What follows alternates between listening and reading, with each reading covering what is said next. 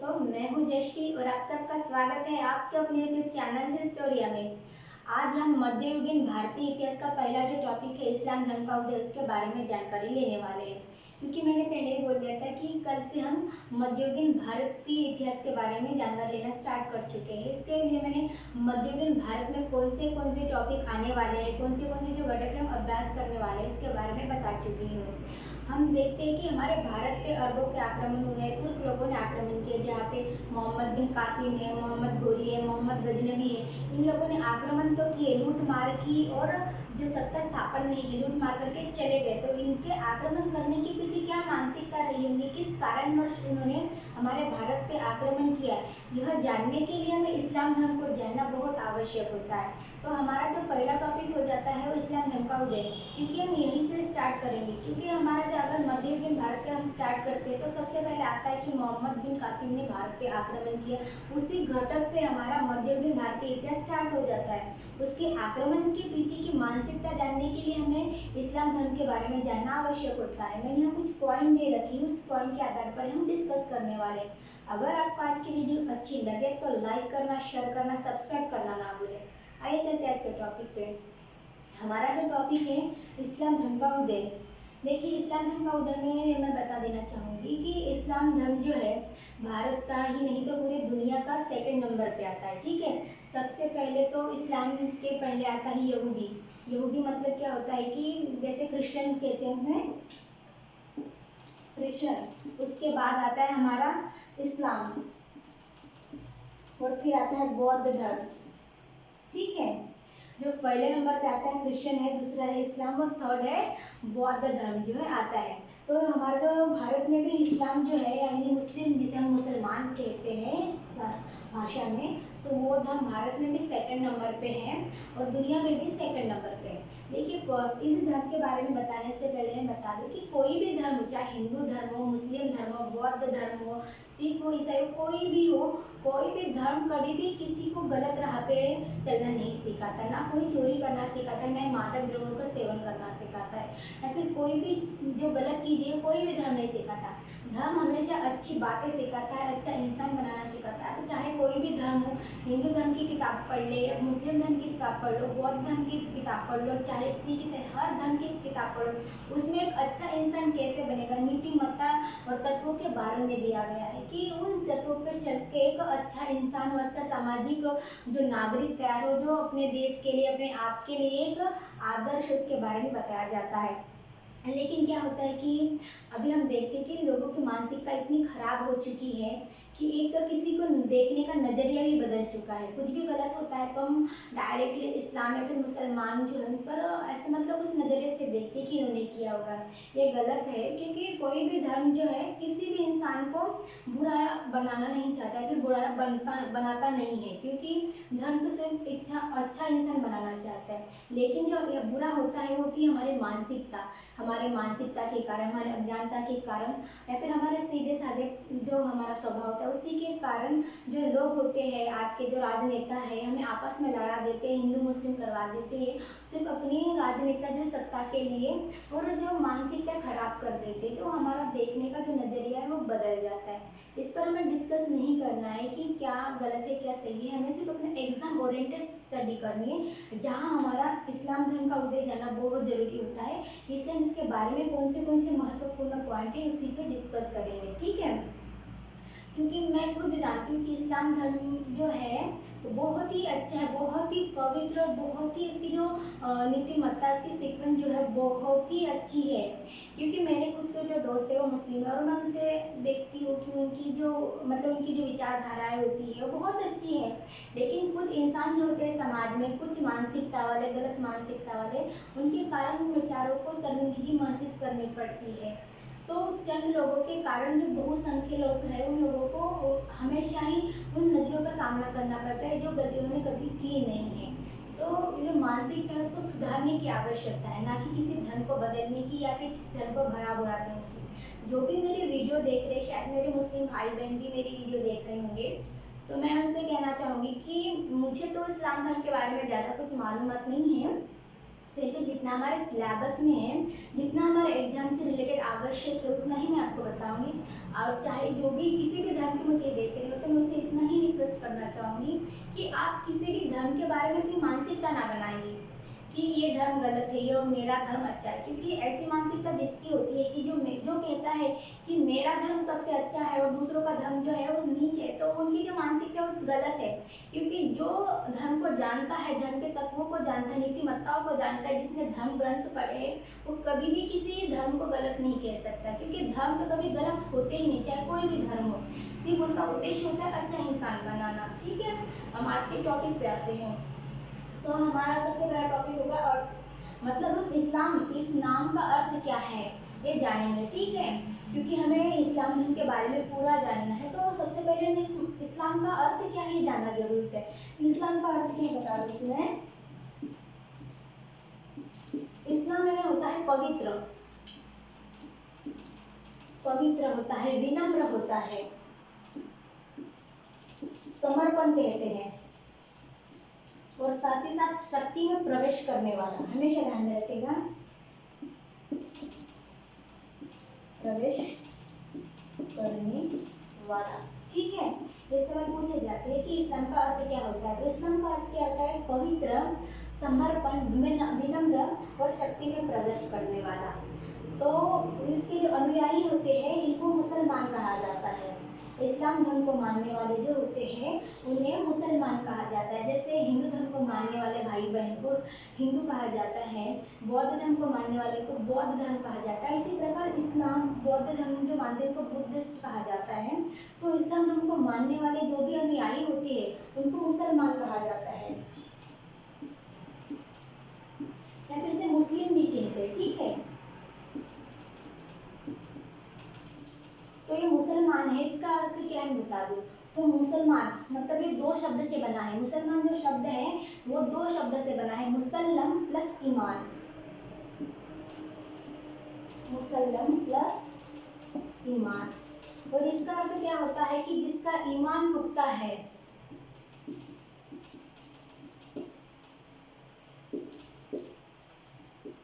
ईमान पुख्ता होना मतलब होता है ईमानदार होना, अच्छा होना, विनम्र होना। जिसका जो ईमान है वो जो पुख्ता है उसे मुसलमान कहा जाता है। जो व्यक्ति ईमानदार है वो हर एक व्यक्ति मुसलमान है। ठीक है, तो ये मुसलमान नाम का अर्थ होता है। अब मुसलमान जो है हम देखा कि इस्लाम का अर्थ क्या है, इसके अनुयायी जो थे मुसलमान कहा जाता है। फिर मुसलमान का अर्थ क्या होता है वो भी देखा है कि हमने। इसके बाद इसके प्रवर्तक कौन थे, तो इसके प्रवर्तक थे मोहम्मद हजरत पैगंबर मोहम्मद हजरत।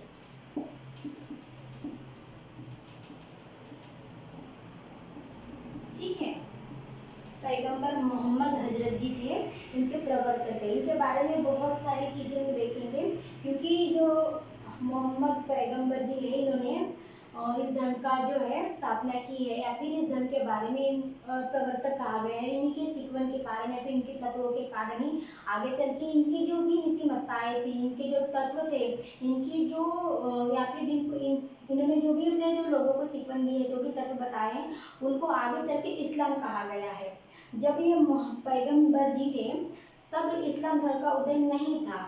ठीक है, इन्होंने कहा है कि मुझे खुदा का संदेश मिला है, और फिर ये समाज में वो चीज़ें बताने लगे हैं कि जो खुदा है वो एक ही होता है। वो सभी वो अच्छी बातें जब समाज में बताने लगे तो इनका भी बहुत विरोध हुआ, क्योंकि हमारे समाज में अक्सर यही होता है कि जो चीज़ें अच्छी होती है उसका पहले बहुत विरोध किया जाता है, आखिर में उसी को स्वीकार किया जाता है।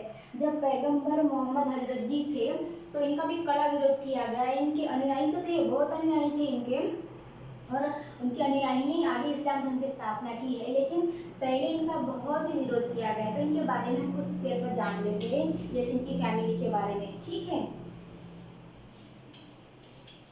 इनके जो पिता थे उनका नाम था उल्लुक खां, अब्दुल खां, सॉरी, उनके पिता का जो नाम था अब्दुल खां, उनकी माता का नाम था अमीना खां, उनके चाचा जो थे अब्दुल तालिब खां, और उनके दादा जो थे अल मुतलक खां थे, और उनकी जो पत्नी थी उसका नाम जो था उनका नाम था खलीजा खां था, और उनकी बेटी जो थी फातिमा खां, और उनके जो दामाद थे अली खां। ठीक है, इनके ऐसा फैमिली थी। तो इनकी जो बीवी थी खलीजा खां, तो उनकी जो शादी थी वो एक विधवा थी। ठीक है, 25 साल में जब पैगंबर जी थे तो एक पास काम करते थे पहले, अपने जो वाइफ थी उनकी खदीजा का, खदीजा था जो उनके पास पहले काम करते थे। और ये एक विधवा थी और 25 साल की महिला थी। एक विधवा से शादी करना आज के ज़माने में तो शायद ही हम इतनी 21वीं सदी में है, फिर भी हमारी मानसिकता डेवलप होने के बाद भी हम एक विधवा से शादी करने के बारे में जब हम सोचना तक नहीं चाहते। उस जमाने में पैगंबर जी ने खदीजा खां के साथ एक जो महिला थी, विधवा थी, एक विधवा के साथ उन्होंने शादी रचाई थी। तो इस पर से उनकी मानसिकता समझ में आती है कि वो कितने अच्छे रहे होंगे, कि उन्होंने वो कितनी महिलाओं की इज्जत करते होंगे, उन्होंने किस प्रकार जो है खदीजा खां के साथ शादी की थी। 25 साल की महिला थी, ठीक है। और उनको फातिमा नामक जो है लड़की हुई थी और उनकी जो शादी थी वो अली के साथ हुई थी, जो आगे चल के खलीफा बने थे, ठीक है। उसके बाद देखेंगे कि महत्वपूर्ण वर्ष है, तो मोहम्मद पैगंबर जी के से रिलेटेड जो है कुछ महत्वपूर्ण वर्ष है जिनमें उनका जन्म आता है, उन्हें खुदा का संदेश कब मिला या फिर उनकी मृत्यु कब हुई है, उन सब के बारे में, कब हिजर संवत चला, इन सब के बारे में जानकारी दी गई है। तो इनका जो जन्म है 570 में हुआ था, 570 AD में हुआ था। और कहाँ हुआ था? तो मक्का में हुआ था। अब सुनते होंगे जो मक्का, जो हम देखते हैं कि जो मुस्लिम भाई होते हैं, जो मुस्लिम भाई बहन होते हैं, तो जिंदगी में कभी ना कभी उनकी ख्वाहिश होती है कि कभी मक्का मदीना जाके आए, वहाँ उनके जो मतलब जो अल्लाह का जो घर है वहाँ पे, तो वह जाके मक्का में उसको भेंट देकर, हर मुसलमान की इच्छा होती है, हर मुसलमान की यही इच्छा होती है कि इसका नमाज का प्रोसेस होता है, और वो भी कहाँ? तो मक्का में, ठीक है। तो ये मक्का वही है जहाँ मोहम्मद पैगंबर जी का जन्म हुआ है। उसके बाद हम देखेंगे कि इन्हें 610 में इन्हें खुदा का संदेश प्राप्त हुआ है। खुदा का संदेश इन्हें कहाँ प्राप्त हुआ है? तो खीरा नामक पहाड़ी पे, ठीक है। खीरा नामक पहाड़ी पे 610 में जो है इन्हें खुदा का संदेश प्राप्त हुआ है।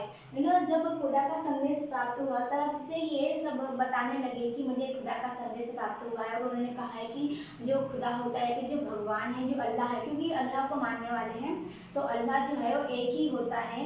ऐसे क्योंकि उस काल में क्या होता था कि जब मोहम्मद पैगंबर जी, तब यहूदियों का राज हुआ करता था और मूर्ति पूजा हुआ करती थी। तब हम देखते हैं कि जो मुस्लिम भाई बहन हैं वो जो है मूर्ति पूजा नहीं मानते, ठीक है, अल्लाह को मानते हैं। सभी के सभी, जो चाहे शिया पंथ के हो, सुन्नी पंथ के हो, चाहे सूफी पंथ के हो, अल्लाह को मानते हैं। तो जब इन 610 में खुदा का संदेश प्राप्त हुआ था, तब इन्होंने कहा कि जो खुदा है एक ही है, जो अल्लाह है वो एक ही है, सभी के जो भगवान है एक ही होते हैं। और उन्होंने मूर्ति पूजा का कड़ा विरोध किया। मूर्ति पूजा का कड़ा विरोध करने के कारण क्या हुआ कि समाज में जितने भी जो लोग थे मूर्ति पूजा करते थे या फिर मूर्तियों को मानते थे प्रतीक के स्वरूप में, वो इनके विरोधी हो गए ऑब्वियसली, क्योंकि ये उस जमाने में कह रहे हैं कि मूर्ति की पूजा नहीं करनी चाहिए, जो खुदा होता है एक ही है और वो खुदा ने मुझे भेजा है संदेश, मैं उसका जो संदेश वाहक या फिर बोल सकते, उसका प्रवर्तक बोल सकते हैं या फिर खुदा का बंदा, ऐसे शायद बोलते हैं इसको। तो जो है मैं हूँ और मेरे द्वारा जो है खुदा आप सबके लिए संदेश भेजा है। ऐसे इनकी जो तत्व थे वो बता रहे थे। और सबसे बड़ी बात ये कि इन्होंने मूर्ति पूजा का जो विरोध किया, इस कारण क्या हुआ कि जो समाज के लोग थे इनके विरोध में हो गए। हम इनके विरोध में हो गए क्योंकि अभी मैंने बोला कि इनका जो जन्म स्थान था मक्का था, तो ये मक्का में रहते थे, इनकी शादी भी हो गई थी मक्का में। तो जब ये मक्का में रहते थे, इन्हें खुदा का संदेश प्राप्त हुआ, तो इन्होंने कहा कि ये मूर्ति पूजा जो है गलत है। तो इनके जो विरोधी है इन्होंने इनके साथ झगड़ा किया और इनको वहां से निकाल दिया। फिर 622 में ये मक्का से मदीना गए, मक्का टू मदीना, ठीक है। और इसको क्या बोला जाता है? हिज्र संवत। ये जो घटना है जब मोहम्मद पैगंबर जी जो है 622 में मक्का छोड़कर मदीना चले गए, तो उसका जो घड़ी है या फिर उस तब से हिजरत संवत स्टार्ट हुआ है। और एक हिजरा संवत ऐसा है कि जो पूर्णिमा होती है, चांद होता है तो उसका देखकर होता है, तो पूरा चांद शायद तब पूरा चांद रहा होगा तब से हिजरा संवत जो स्टार्ट हुआ है। तो और उसका जो कारण क्या था, तो पैगंबर जी को वहाँ के जो लोगों ने बहुत सारा कड़ा विरोध किया था, इस कारण वो मक्का छोड़कर मदीना चले गए थे और मदीना जाकर उन्होंने फिर अपनी जो शिकवत, अपने जो तत्व है, अपनी जो भी शिक्षाएं थी वो वहाँ के लोगों को देना स्टार्ट कर दिया। तो मदीना के जो लोग थे वो पैगंबर जी की शिक्षा से इतनी प्रभावित हो गए और इनके बहुत सारे अनुयायी बन गए। उनके अनुयायी बनने के बाद क्या हुआ कि फिर ये मक्का से, पहले मक्का से मदीना गए थे, ये अनुयायी बहुत सारे इनकी अनुयायी बन चुके। तो अनुयायियों के साथ इन्होंने फिर ये मक्का पे आए और लोगों को लगा कि यह बहुत बड़ा आक्रमण होगा और जो पैगंबर जी आक्रमण करेंगे, लेकिन ऐसा कुछ नहीं हुआ, वो शांत रहे और मक्का में भी उनके जो अनुयायी बनते रहे। और फिर बहुत दुखदायक बात यह है कि जो पैगंबर जी है इनकी हत्या कर दी है, क्योंकि अच्छे लोगों की हमेशा हत्या कर दी जाती है। तो 632 में 62 ईयर्स के थे तब इनकी हत्या कर दी गई थी। ठीक है, हम देखते अब तक कि जो अच्छाई है लोगों को हजम नहीं होती है, तो किसी ने इनकी हत्या कर दी थी। तो ये जो महत्वपूर्ण साल है, सबसे पहला 570 उनका जन्म हुआ है, 610 में उन्हें शिक्षा मतलब खुदा का संदेश मिला है और 642 में वो जो है मक्का छोड़ के मदीना चले गए थे और मदीना से वापस है और 632 में उनकी जो है मृत्यु हो चुकी थी। ठीक है, ये महत्वपूर्ण ईयर रहे हैं इस इस्लाम धर्म में। उसके बाद हम देखेंगे इसका विस्तार कहा हुआ है। ठीक है, अब विस्तार में हम देखते हैं कि इसका जो 7वीं शताब्दी में जो है, क्योंकि जब मैंने बोला कि 632 में पैगंबर जी की मृत्यु हो चुकी थी, तब तक जो था इनकी जो शिक्षाएं थी वो इस्लाम धर्म का रूप नहीं ली थी, कि सिर्फ शिक्षाएं थी। जब इनकी मृत्यु हो चुकी थी तो इनके मानने वालों ने आगे चल के इनकी शिक्षाओं को इस्लाम नाम दिया। ठीक है, इस्लाम धर्म का स्थापन हुआ था 7वीं शताब्दी में हुआ है इनकी मृत्यु के बाद, क्योंकि इनकी शिक्षाओं को इनके अनुयायी ने एक धर्म का स्वरूप दे दिया, क्योंकि इनको मानने वाले बहुत सारे लोग थे। और फिर क्योंकि इन पर पहले क्या था कि यहूदियों का राज होता था और जो इनको मानने वाले अनुयायी थे इन्होंने बहुत बड़ी मात्रा में जो है कभी राज्य देखा नहीं था, इतनी शक्ति नहीं देखी थी। फिर आगे चलकर धीरे धीरे धीरे इनका जो सत्ता हासिल करने का जो भी महत्वाकांक्षा रही वो बढ़ती चली गई। चाहे आप देखते कि मंगोलियन भी है, चंगेज खान जो है, तैमूर लंग जो है, तो मंगोलियन पहले इस्लाम धर्म को नहीं मानते थे। जब उन्होंने इन पर आक्रमण किया था मंगोलियन ने, तब ये इस्लाम धर्म को नहीं मानते थे और आक्रमण के 100 साल बाद वो इस्लाम धर्म को मानने लगे। ठीक है, इसलिए हम देखते हैं कि चंगेज खान है या फिर तैमूर लंग जो है वो इस्लाम धर्म के बहुत ही शक्तिशाली और बहुत ही महत्वाकांक्षी लोग रहे। तो इसका विस्तार में देखेंगे, इनका विस्तार विस्तार में कहा था कि इनका जो इस्लाम धर्म कहाँ से कहाँ तक स्थापित हुआ था। तो जैसे कि मैंने कहा कि जो इस्लाम धर्म 7वीं शताब्दी में स्थापित तो हुआ था, लेकिन भारत में 12वीं सदी में आया। ठीक है, 12वीं शताब्दी में भारत में आया ये इस्लाम धर्म। तो इस्लाम धर्म सबसे पहले फारस है, फ्रांस है, मिस्र है, उत्तर अफ्रीका है, उसके बाद है इराक, ईरान है, भारत, ऐसी जगहों पे आज हम देखते हैं कि बहुत सारे मुस्लिम कंट्रीज हैं, जैसे अफगानिस्तान है, पाकिस्तान है, इराक, ईरान है और बगदाद है, वो सभी। ठीक है, जैसे हम मुसलमान का नाम लेते हैं तो हमारे सामने जो बगदाद, अगर बगदाद सोचते हैं तो बगदाद एक जमाने में इनका धार्मिक स्थल हुआ करता था। आज आईएसआई का अड्डा उसके नाम से जाने जाते हैं, जहाँ आतंकवाद का उसकी आत्मा वहाँ बसती है बगदाद में, आतंकवाद की। हम देखते हैं कि कितने सारे आतंकवादी होते हैं, मोस्टली जहाँ भी धमाके होते हैं तो हमें ऐसा लगता है कि जो मुस्लिम होंगे वही उन्होंने आतंकवादी, लेकिन ऐसा नहीं होता है कि हर मुसलमान आतंकवादी नहीं होता है, बहुत अच्छे लोग होते हैं वो लोग भी, लेकिन उनकी मानसिकताएं खराब हो जाती है, इसके कारण वो जिहाद या फिर जो भी है, तो वो लोग होते हैं जो या तो ज़्यादा पढ़े लिखे नहीं होते हैं, तो बहुत गरीब कस्बे से आए होते हैं, ज़्यादा पढ़े लिखे, तो उन सादे सीधे जो लोग होते हैं उन सबकी जो राजनीतियाँ हैं अपने लिए उनका उपयोग कर लेते हैं और हम जिहाद है, आतंकवाद है, ये सब जो चीज़ें हैं तो धर्म नहीं सिखाता। इस्लाम धर्म ये सब चीज़ों के खिलाफ है, ये धर्म नहीं सिखाता। लेकिन आजकल की जो मानसिकताएं हैं हमारी सत्ता स्थापन करने की या फिर हमारी सत्ता होनी चाहिए, इन सब जो मानसिकता है, इस मानसिकता के कारण आतंकवाद जो है बहुत फैल रहा है। ठीक है, तो इसके विस्तार में मैंने बोला कि जो भारत में कब आया है, 12वीं शताब्दी में। और कब आया था? मोहम्मद बिन कासिम जब आया था उसके साथ साथी। ठीक है। तो इसके बाद देखेंगे इसका जो तत्व है, तो इसका जो इस्लाम धर्म का तत्व है एकेश्वरवादी। एकेश्वरवादी तत्व मतलब क्या होता है? एकेश्वरवादी। ठीक है। एकेश्वरवादी तत्व मतलब होता है कि ये कोई भी जो भगवान हो एक ही भगवान है। ये जो मुस्लिम है ये अल्लाह जो है एक ही है, सभी का जो भगवान है एक ही मानने वाले होते हैं। जैसे हम देखते हैं कि हमारे बहुत सारे 33 करोड़ जो भगवान हैं, तो ऐसे मुस्लिम में नहीं है, तो उनका जो अल्लाह है वो एक ही है, इसीलिए जो उनका तत्व है एकेश्वरवादी तत्व है। ठीक है। तो इसके बाद देखिए इनके जो पवित्र ग्रंथ है तो कुरान, जो इनका पाक ग्रंथ है कुरान है, तो कुरान में क्या बताया गया है? जो महत्वपूर्ण चीजें हैं कि हर एक मुसलमान ने दिन में 5 बार नमाज करना चाहिए। ठीक है, 5 बार नमाज।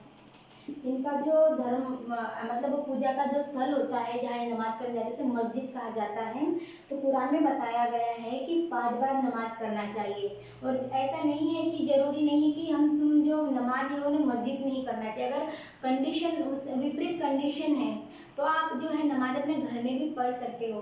पहले तो चाहे कोई भी भगवान हो, चाहे कोई भी धर्म हो, कभी ये नहीं कहता है कि फॉर्मेलिटीज कंप्लीट करो, चाहे मेरे सामने अगरबत्ती लगाओ या नारा लगाओ या घंटी बजा, चाहे कुछ भी करो। भगवान का कहना क्या है कि तुम मेरी पूजा करने से अच्छा है कि अगर तुम मानवता की सेवा करो। हर धर्म की यही सीक्वेंस रही है, हर धर्म की यही शिक्षा रही है कि इंसान ने इंसान की सेवा करनी चाहिए, उसकी हेल्प करनी चाहिए, उसको जरूरत उसको हेल्प करनी चाहिए, वही ईश्वर सेवा हो जाती है। तो जो नमाज है, इनका जो नमाज आप पढ़ने जाते हैं इसको मस्जिद कहा जाता है। इनका जो धार्मिक स्थल है मस्जिद कहते हैं। तो 5 बार नमाज पढ़ना इनके लिए आवश्यक है। रमजान के महीने में पूरा महीना रोजा पकड़ना, रमजान महीने में रोजा आवश्यक किया गया है। ठीक है। और अगर तुम्हारा इतनी काबिलियत है या फिर तुम्हारी जो इकोनॉमिकली कंडीशन है, तुम इतने स्टेबल हो तो ही मक्का जा सको। मतलब तुम अगर मक्का जा सकते हो तो तुम्हें जिंदगी में एक बार मक्का जाके आना चाहिए। ठीक है। और मक्का जाना कंपलसरी नहीं है। इन्होंने क्या कहा है कि भले ही कुरान शरीफ में क्या कहा है कि तुम्हें जिंदगी में एक बार जो है मक्का जाके आना चाहिए, लेकिन जरूरी नहीं है कि तुम्हारी इकोनॉमिकली कंडीशन नहीं है और तुम किसी से कर्ज लेके या फिर कुछ लेके मक्का जाके, वो उसको उन्होंने बताया नहीं है। तो उन्होंने क्या कहा है, अगर तुम्हारा अर्निंग है इतना, तुम इतने स्टेबल हो, इतने इकोनॉमिकली स्ट्रांग हो, तो तुम्हें जिंदगी में एक बार जो है मक्का जाके आना चाहिए। नहीं तो 5 बार नमाज पढ़ो और रमजान के महीने में पूरा महीना तुम्हें रोजा रखना चाहिए, आवश्यक है। और तुम्हारा अर्निंग का जो 10% होता है उनको जो है उनको दान करने के लिए बोला गया है कि तुम जो कमाते हो उसका जो 10% है या फिर आधा हिस्सा जो है तुम्हें दान करना जो है महत्वपूर्ण बताया गया। इस्लाम धर्म में दान को बहुत बहुत बड़ा स्थान दिया गया। इसके बाद देखेंगे कि खलीफा है। ठीक है। तो खलीफाओं के बारे में जो हम देखते हैं कि मुस्लिम धर्म का जो विस्तार हुआ है, जो भारत में आया है, तो इन खलीफाओं के कारण ही, क्योंकि पहले खलीफा जो था एक धार्मिक से जो है धार्मिकता से जुड़ा हुआ पद हुआ करता था। लेकिन जब मोहम्मद पैगंबर जी की मृत्यु हो चुकी, इस्लाम धर्म की स्थापना हो चुकी, तो खलीफाओं की जो राजनीतिक इच्छाएं हैं शक्ति स्थापन करने की या फिर राजनीति अपने धन का विस्तार करने की जो इनकी इच्छाएं है वो जागरूक हो गई। और फिर खलीफाओं ने जो राजा शासक जो थे या फिर जो शक्तिशाली शासक थे उनके द्वारा उनको आदेश देकर इस्लाम धर्म का प्रचार प्रसार करने के लिए बताया गया है। और प्रचार प्रसार करने के लिए उन्होंने शक्ति का यूज करने के लिए कहा गया। और इस धर्म का प्रचार प्रसार करने के लिए ही और अपने धर्म को स्ट्रांग बनाने के लिए ही जो है इस्लाम धर्म जो है भारत गया, मिस्र गया, उत्तर अफ्रीका गया, भारत आया, उस सब किसके कारण है? तो खलीफाओं के कारण। तो खलीफा कौन होते हैं तो बता दूं, जो मोहम्मद पैगंबर जी के करीबी जो होते हैं उन्हें खलीफा कहा जाता है। तो 632 में जब उनकी मृत्यु हुई तो 661 तक जो 4 खलीफाए हुए हैं उनको इस्लाम धर्म में महत्वपूर्ण खलीफाए माना गया है, जिसमें अबू बकर, उमर, उस्मान। देखिए जो अबू बकर है ये जो थे ये मोहम्मद पैगंबर जी के दोस्त हुआ करते थे और बाद में थे खलीफा। ठीक है।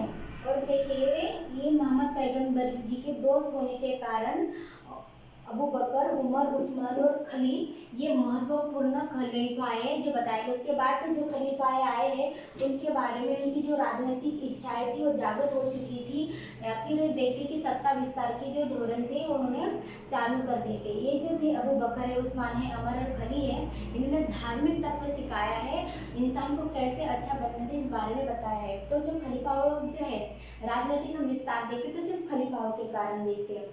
तो फिर आगे देखते हैं कि शिया और सुन्नी जो उसका विभाजन कैसे हुआ।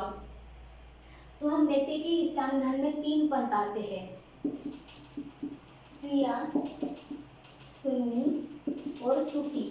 ठीक है, ये जो सूफी है ये जो पंथ होता है ये भारत में देखने को मिलता है, क्योंकि ये बहुत ही सॉफ्ट प्रकार का रहता है, ज़्यादा इसका विचार नहीं किया जाता, तो महत्वपूर्ण शिया और सुन्नी को ही माना जाता है। ठीक है, जो सूफी होता है जिस प्रकार भक्ति आंदोलन है उसी प्रकार ये सूफी आंदोलन जो है, चाहे वहाँ पे चिश्ती जो है, गालिया है, चिश्ती है, वो सब जो है सूफी पंथ से जुड़े हुए हैं। तो शिया और सुन्नी के बारे में हम देखेंगे। तो शिया मतलब कौन और सुन्नी मतलब कौन है पहले जानना हमारे लिए बहुत महत्वपूर्ण है। तो सुन्नी जो होते हैं वो बहुत कठोर इस्लाम होते हैं। तो सुन्नी कौन है, तो सुन्नी जो है थोड़े से सुधारक होते हैं, मतलब उनका कहना था कि जो मोहम्मद पैगंबर जी है उनके तत्वों को, उनके विचारों को मानने वाला, उनके जैसा जो कोई भी जो इंसान है वो खलीफा बन सकता है। उनका क्या कहना था सुन्नी का कि मोहम्मद पैगंबर जी के विचारों को मानने वाला, उनके तत्वों को मानने वाला, उनके जैसा कोई भी आम इंसान भी खलीफा बन सकता है। तो शिया जो थे वो क्या मानते थे कि खलीफा सिर्फ मोहम्मद पैगंबर जी के रक्त संबंधी जो है वही बन सकते हैं, क्योंकि मोहम्मद पैगंबर जी जो है वो कोई साधारण इंसान नहीं है। तो ये जो शिया थे वो थोड़े रूढ़िवादी थे और सुन्नी जो थे वो थोड़े सुधारक थे। ठीक है, तो सुन्नी जो है थोड़े सुधारक थे, इनका कहना था कि कोई भी जो इंसान है जो अच्छा, इसके जो तत्व है, उसका जो विचार है वो मोहम्मद पैगंबर जी से मिलते हैं तो वो खलीफा बन सकता है। वो ये सुधार विचारने वाला थे। ठीक है, और ये थोड़े रूढ़िवादी थे। हम देखते हैं अक्सर अगर कोई भी हम देखते हैं कि अब हमें किसी को वोटिंग करना, किसी पार्टी को, तो हम देखते हैं कि मेरे पापा ने उस पार्टी को, उसके मेरे दादा ने उसी पार्टी को वोट दिया तो मैं भी उसी पार्टी को वोट दूंगा, है ना। जैसे चाहे कोई भी पार्टी, उसी पार्टी को हम देते हैं। हम ये नहीं देखते कि उस नेता ने हमारे एरिया में कैसे काम किया, उसने कितना पढ़ा लिखा, वो काम करता भी है, भ्रष्टाचारी है कि भ्रष्टाचारी नहीं, उसके बारे में उसकी योग्यता क्या है, अयोग्यता क्या है, इसके बारे में नहीं देखते।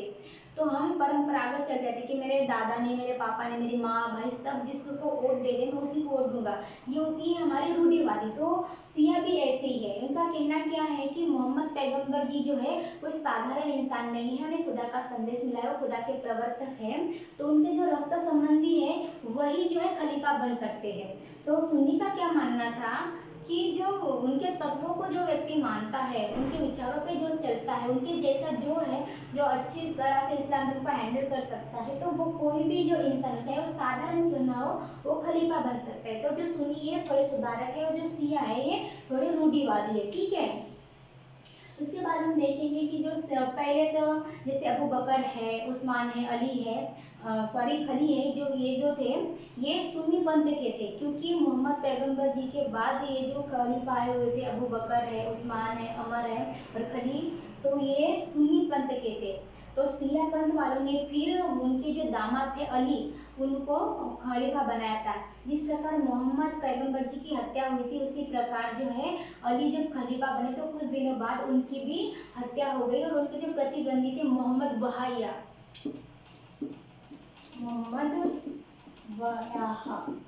इन्होंने क्या किया था कि उमैयद, ठीक है, उमैयद खलीफा हमेशा याद रखिएगा, इस नए खलीफा की स्थापना की थी।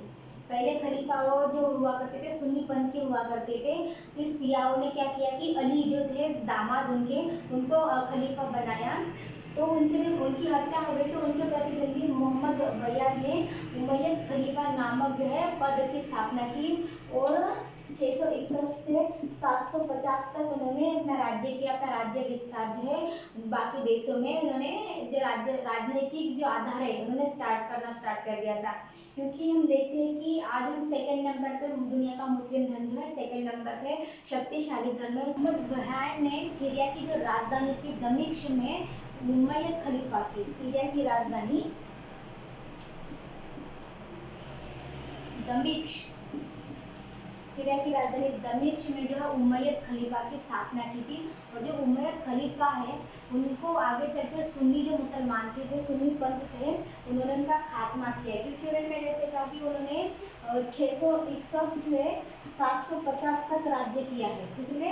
उमैयद खलीफा ने। और उनको आगे चलकर किसने खत्म किया था? सुन्नी के। उसके बाद अब्दुल जो है उनको अब्दुल को है खलीफा बनाया गया है। तो उमैयद खलीफा का जब खात्मा हुआ, सुन्नियों ने उनका जब खात्मा कर दिया, तो उसके बाद जो है अब्दुल को नया खलीफा बनाया गया था। और ये जो अब्दुल है उनके काल में जब बगदाद था वो धार्मिक क्षेत्र करके पहचाने जाने लगा। और जो खलीफाए थे उनकी जो मैंने जैसे कि बोला है कि भारत में अरबों का आक्रमण क्यों हुआ है, तुर्कों का आक्रमण क्यों हुआ है, तो इन्हीं के कारण, खलीफाओं के कारण ही।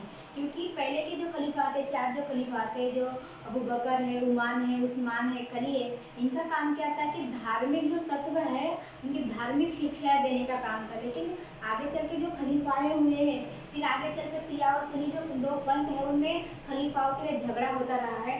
कभी सियाओं का जो खलीफा होते थे तो कभी सुन्नी के खलीफा होते थे। लेकिन सिया जो पंथ है उसको आगे तक उसको बहुत अन्याय किया गया है। और खलीफाओं की जो राजनीतिक इच्छा थी, राजनीतिक सत्ता स्थापन करने की, जो इस्लाम धर्म उसका प्रचार प्रसार करने की, इस मानसिकता के कारण ही जो भारत में तुर्क आक्रमण हुए हैं, मोहम्मद बिन कासिम है, मोहम्मद बिन गजनी है, गोरी है, इन सबके जो आक्रमण है सिर्फ खलीफाओं के कारण ही हुए। क्योंकि खलीफाओं ने अपना जो धर्म है उसको प्रचार करना चाहा, उस प्रचार प्रसार के कारण उन्होंने ऐसी जो शिक्षाएं दी कि धर्म प्रचार प्रसार के रास्ते में जो भी आएंगे या तो उसे खत्म कर दो, जो स्वीकार करते हैं वो एक्सेप्ट करते चलो। तो जो लोग थे इस्लाम धर्म को मानने के अनुयायी जो थे, जो शक्तिशाली अनुयायी थे, जो शासक थे, उन्होंने धर्म प्रचार प्रसार करने के लिए खलीफाओं को अंधर भक्ति, अंधर शक्ति जो थी उनकी आंखें मूंद कर ट्रस्ट करते थे। जो खलीफा जो कहेंगे, क्योंकि खलीफाओं को अल्लाह का दूत मानते थे और इनकी जो इच्छा थी वो अल्लाह की इच्छा समझकर ही वो कार्य करते थे। तो उन्होंने फिर अपने धर्म प्रचार प्रसार के लिए, क्योंकि खलीफाओं की राजनीतिक इच्छा थी, हमेशा ध्यान में रखिए कि खलीफाओं की राजनीतिक इच्छा थी सत्ता स्थापन करने का और धर्म का प्रचार प्रसार करने का। इस कारणवश उन्होंने जो योद्धा है, जो शक्तिशाली योद्धा है, उनको धर्म प्रचार का कार्य सौंपा और सत्ता स्थापन करने के लिए। और इसी के कारण जो है भारत में अरबों के आक्रमण हुए हैं, तुर्की आक्रमण हुए हैं। ठीक है, अगर आपको आज की वीडियो अच्छी लगे तो लाइक करना, शेयर करना, सब्सक्राइब करना ना भूलिए और देखते रहे आपका अपना YouTube channel Historia. Thank you.